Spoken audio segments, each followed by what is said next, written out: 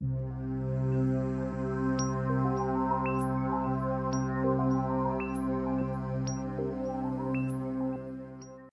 kanalıma hoş geldiniz. Bugün sizlere donat grafiğinin genel kullanımını öğretmeye çalışacağım.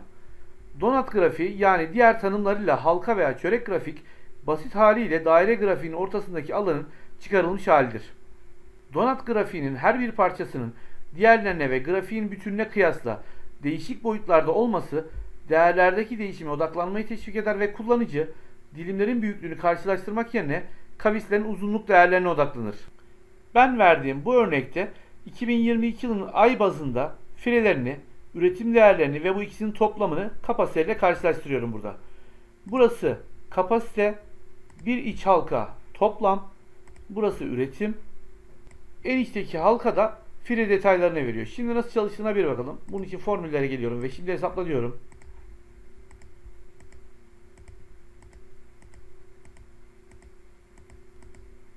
Ayrıca örnek olması açısından burada bir sürü farklı grafik hazırladım. Bunlara da bir bakalım.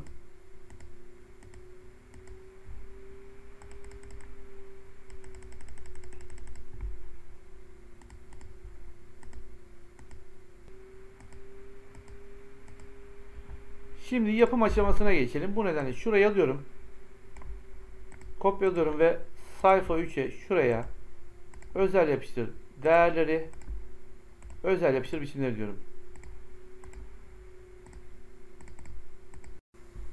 Ekleye geliyorum. Buradan pasta grafikten halkayı seçiyorum.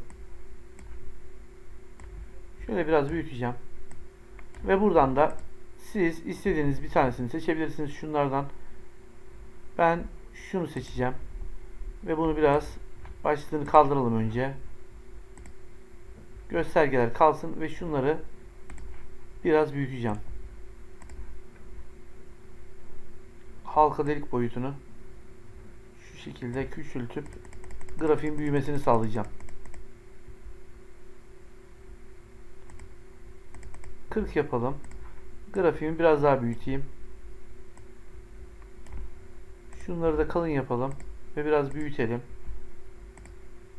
Grafiğim hazır. Görünümden kılavuz çizgilerini kaldıralım.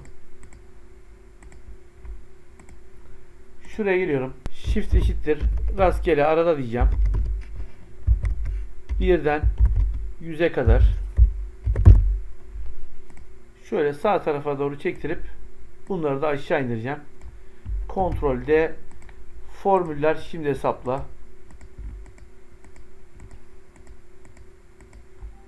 Siz burada gösterdiğim grafikleri şuradan yapabilirsiniz. Şunların renklerini değiştirerek şuradan istediğiniz renkleri ayarlayabilirsiniz.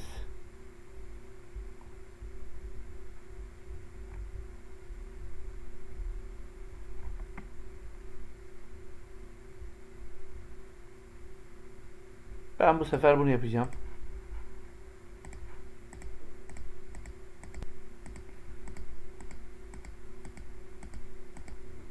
Bu video ile ilgili anlatacaklarım bu kadar. Verdiğim bilgilerin sizlere faydalı olacağına inanıyorum.